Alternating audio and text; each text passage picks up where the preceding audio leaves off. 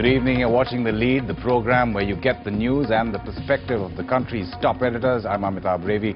Joining me tonight, Prem Shankar Jha, senior journalist. This is The Lead, though, that you'll read about in the papers tomorrow.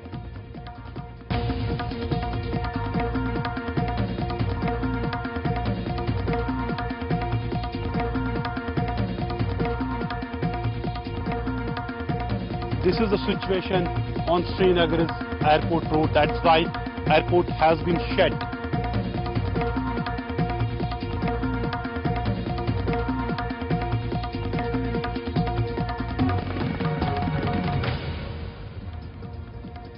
So what are the day's top stories? These are the headlines. Despite Delhi's snub, sources tell NDTV Omar Abdullah has no immediate plans of resigning. Will take a call after the all-party meeting tomorrow. It's time to face realities on trust and governance. Sources at the centre tell NDTV. LK Advani says the government is clueless. It's also time to be part of the solution. Delhi's citizens rise to the NDTV BPTB campaign to help out for the Commonwealth Games. And why does this happen repeatedly? India's first wrestling world champion Sushil Kumar after the sports minister snubs his coach.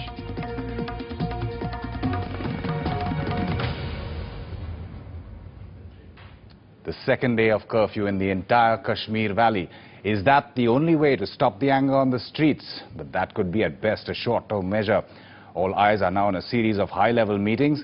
The National Conference Core Committee in Srinagar, then there's the all-party meeting in Delhi at 11 a.m. tomorrow, and then the Cabinet Committee on Security could meet in the evening. But has the state and central governments lost the plot? And are they clueless as Mr. Advani thinks they are? But do you feel weakened in any way by this crisis? Do you feel that it has taken away your strength, in a sense, to bring back control to the city? I have...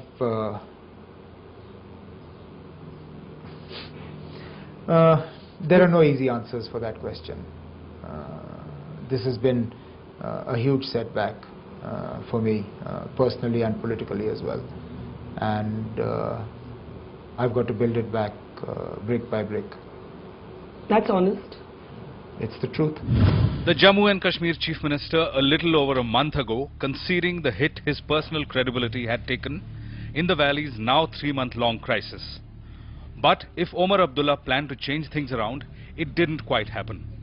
Instead, for weeks now, despite a change at the top guard of the police and the bureaucracy, the situation on the ground has been unraveling into one of near anarchy. Today, the Chief Minister let it be known that despite the Delhi snub of governance deficit, he wasn't planning to quit, at least not yet. But the writing on the wall is stark. As protests spill over onto the streets, the airport has been shut down for the first time in 11 years. The last time such a decision was taken was during the Kargil war. The highway from Jammu to Srinagar has been blocked by protests. In other words, the valley is cut off from the country. And on the streets is the raw, indiscriminate rage of angry young men, women and even children, where even the rumors of a Quran being desecrated in distant America get channelized into anti-state anger. There is near consensus that the Chief Minister's emotionally distant style has been costly. The failure to reach out to families of those killed or even the children injured in hospital, save one tightly controlled visit, have widened the gap between the people and India's youngest Chief Minister, and also got him the tag of being away from the state far too often. If the Chief Minister has alienated the people, we want a more effective political process which can only be done by a more competent and accountable Chief Minister. New Delhi too has spoken in multiple voices, taking its disagreements on the Armed Forces Special Powers Act public and then dragging its feet on any decision. First, expectations were raised of an Eid package, and then the CCS even failed to meet as scheduled on Eid morning, by which time a rally led by moderate separatists spun out of control on the ground. And by the time the CCS finally met on Monday, they were dealing with a brand new variable, provoked by reports of the Quran being desecrated in the US. Today, on the eve of the all-party meeting, these differences were underlined by the Air Chief. हमारे जो soldiers हैं, उनको हर मर्तबा legal protection होना चाहिए, अगर आप चाहते हैं कि वो एफिशिएंट रहें. There is a third dimension that also makes Kashmir of 2010 different from 1989, and that is radicalization and religion playing a much greater role than ever before, shades of which were seen in the sectarian counter-violence after the Quran controversy erupted. In this violent environment, any government's options are limited. But with near paralysis of response, the question must be asked, did political mishandling lead to this virtual breakdown of control in the state? On the ground, situation continues to be chaotic in Kashmir. The question is, will the National Conference react differently this time than it did when its autonomy resolution was rejected by NDA government in 2000? However, many are wondering how this crisis has now hinged on the technicalities of withdrawing and amending AFSPA, and will its withdrawal resolve the crisis in the valley? In Srinagar with cameraman Sheikh Tariq, Nazir Masoodi for NDTV. Nitin Gokhale now joins us from the newsroom. Nitin, we know the BJP stance on the whole issue, so what really can the government achieve from that all-party meeting? Well, what our sources in the government are telling us that the Cabinet Committee on Security took this decision yesterday to call an all-party meeting so that there's a broad consensus that can be built on the way forward in Kashmir, confidence-building measures, including the revocation of Armed Forces Special Powers Act from some areas, and even a later dilution of the Act, or changes in the Act, really, not dilution, but changes in the Act, which the government is hoping could be a starting point, one of the starting points for dialogue in Kashmir. So that is something that the government is very keen on. The other point that the government is telling us that it is time to face the harsh realities about Kashmir. The point is that there is a trust deficit between Delhi and the people of Kashmir, and a governance deficit between the government of Omar Abdullah in J&K and the people of Kashmir. So that needs to be understood, and that should be faced right up front. And the third thing that we are hearing now is that right after the all-party meeting, or maybe a couple of hours later, after the all-party meeting gets over and there is a broad consensus for a way forward in Kashmir, the Cabinet Committee on Security might meet again tomorrow evening and then take some decisions on confidence-building measures in Kashmir. Let's see how that consensus is built, since the BJP is adamant that there should be no dilution of the controversial act. But if that's their position, what can the government really achieve at the all-party meeting? पूरा का पूरा ध्यान armed forces पर हम में से दोष निकाल रहे हैं। अभी भी कहते हैं डिमिलिटराइजेशन होना चाहिए, अभी भी कहते हैं कि armed forces special powers act को डाइल्यूट करना चाहिए, बदलना चाहिए, रिपील करना चाहिए, कुछ इलाकों से हटा देना चाहिए। An indication of just how serious the crisis is, the Kashmir Valley is cut off, and it's cut off for 3 days with its airport closed down. This is the first time that's happened since the Kargil War 11 years ago.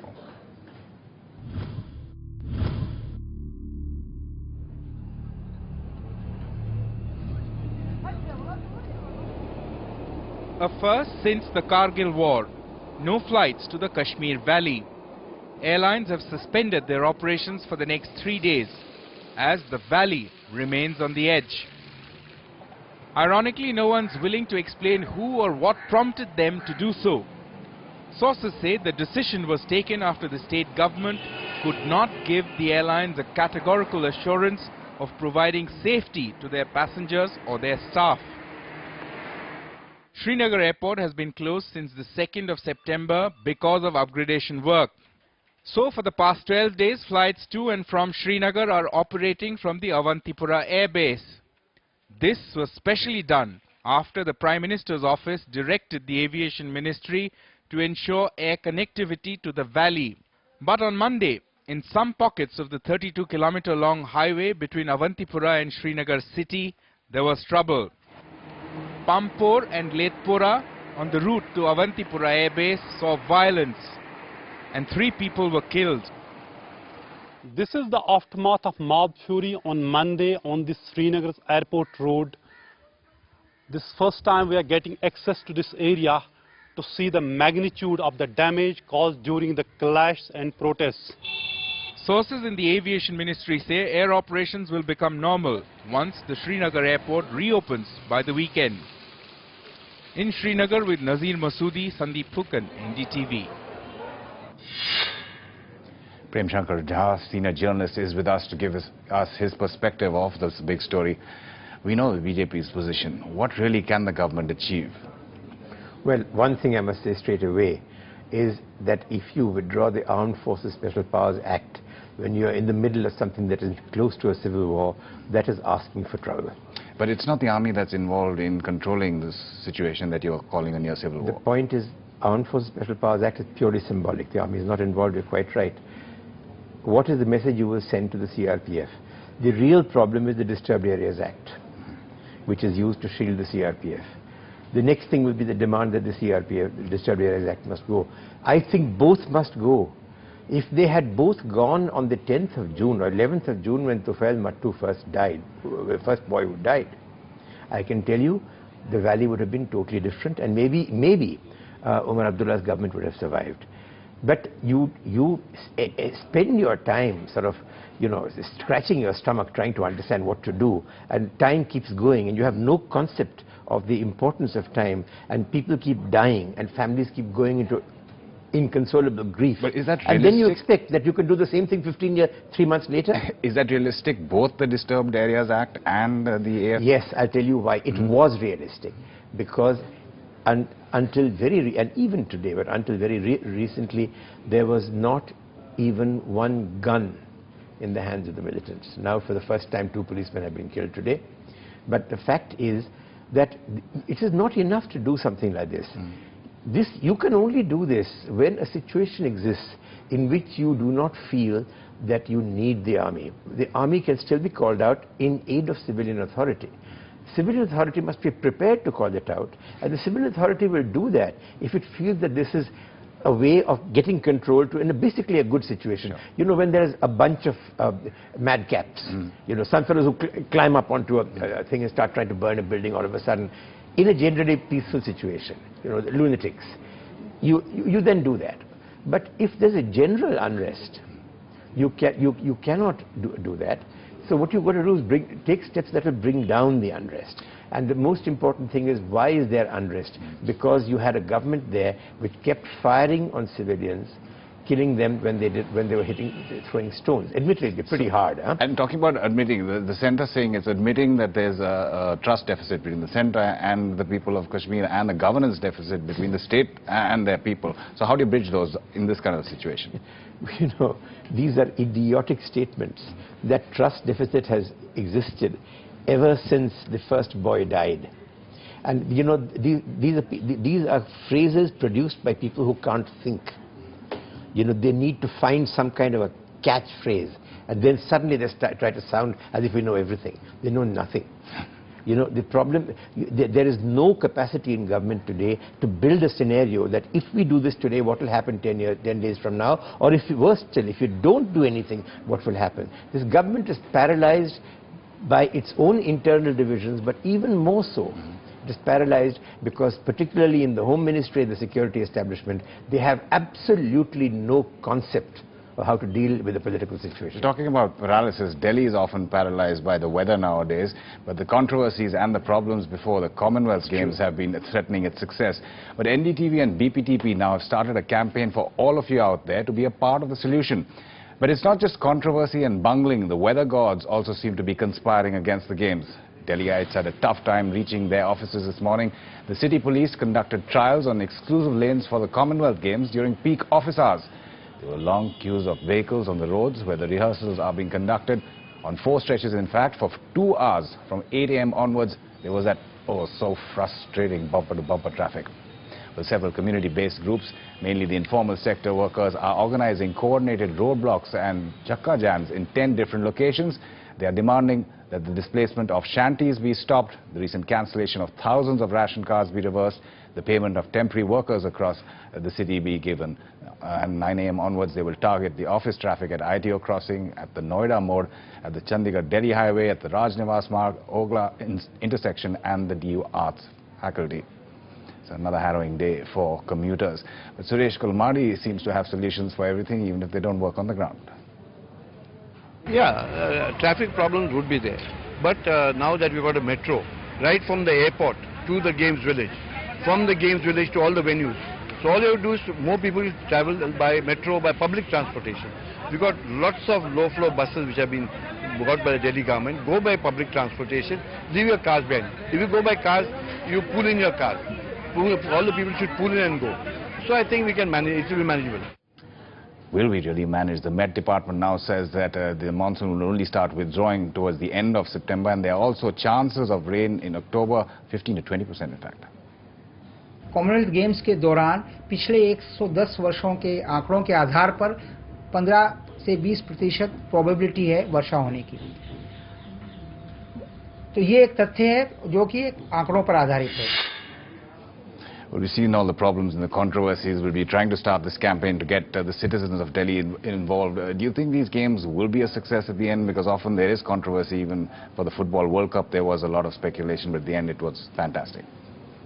Well, in the end, what matters is that the stadia should be ready, the games village should be ready, that transport between the two is smooth, and if we can assure, this is the minimum requirement, and if you can ensure that, then the games will be a success to the extent that they can be. I mean, there are always... And what will hamper that is, apart from all the controversy, if the rain gods are not playing, they're playing spoiled sport in fact. I'll tell you what the things that hampering things are. The most important thing is the delay that the government did in starting. It's sort of the usual kind of lackadaisical, we'll do it tomorrow attitude, which did not allow for the fact that there could be problems. Second thing is, because there are problems, everybody's bargaining power against the government has gone up sky high, and we have not seen the end of what you saw today. It's going to be worse. Yeah. That can hold up things. The third is, of course, you should have thought that October, beginning of October, is the normal time of withdrawal of the monsoons. And you always get rains in the withdrawal. Yeah. My worry is actually worse than what this gentleman said on the thing, which is that with a very powerful monsoon, you're likely to also have a very powerful withdrawal. And I only hope that the gap between the two happens to fall bang on top of the games.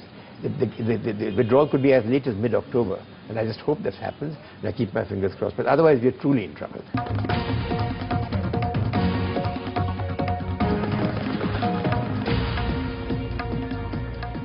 It seems our sports minister doesn't want to give credit where it's due. That's what gold medalist, India's only gold medalist, world champion in wrestling, Sushil Kumar, thinks of MS Gill. That after the minister pushed his coach Satpal out of a photo shoot.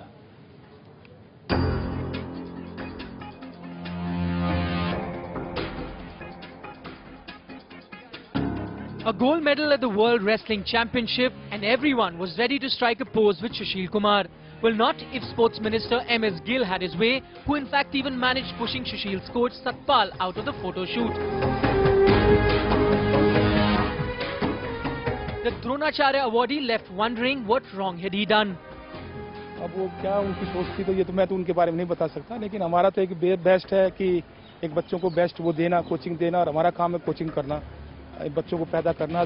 Satpal himself might have gone the diplomatic route, but for his ward, this incident was far more painful than the blow he received to his right eye while fighting for the gold in Moscow. देखो वो तो एकदम वो लगा कि अभी 13-14 साल से जो सतपाल पहलवान जी हमारे गुरु हैं, और उनके पास कम से कम 900 बच्चे हैं जो ट्रेनिंग करते हैं, और सभी इतने जो गुरु की जो एकदम रिक्वेस्ट मतलब सम्मान नहीं होता, जहाँ तो खुद शिष्य को भी ऐसा फील होता है एकदम कि भी गलत हुआ है, तो बहुत एकदम गलत लगा कि भी नहीं करना चाहिए था उनको, मगर उनका जो व्यवहार है वो thank you. For MS Gill, though, it must have been a case of deja vu, considering he had infamously snubbed Saina Nehwal's coach Gopi Chand when the two had come visiting him last year. Asking only the second Indian to win the All England Championship, who are you? In New Delhi with Vimal Mohan, Nikhil Nahas for NDTV. Mr. Jha, we often hear the phrase a sports minister or some minister, a chief minister, honors one of our world champions. I mean, people like you and me would be honored to meet our world champions, not the other way around. Well, I couldn't agree with you more. I find the entire sort of the culture of our bureaucracy absolutely sickening. It is sycophantic, it is hierarchical, and it actually penalizes merit. And what you see here is another example of this. In fairness to Mr. Gill, I must say, I know him, and I know that I have a feeling that this is not, he's not really doing this. He doesn't, I don't think he realizes that he is actually insulting or hurting somebody. And I'm very glad that the wrestler, you know, our wrestling champion, that he stood up. I mean, there's something so noble and so pure about this, you know. Mr. Jha, thanks for coming in and sharing your perspective on the lead stories. It was a pleasure having you in the studio, sir. Well, from controversy to some comedy, today is Hindi Day, and listen to what the Union Minister, Home Minister Chidambaram had to say. राजभाषा विभाग के सचिव Shri BS परशीरा जी, हमारे मध्य महामहिम उपराष्ट्रपति की उपस्थिति हम सभी का सौभाग्य है।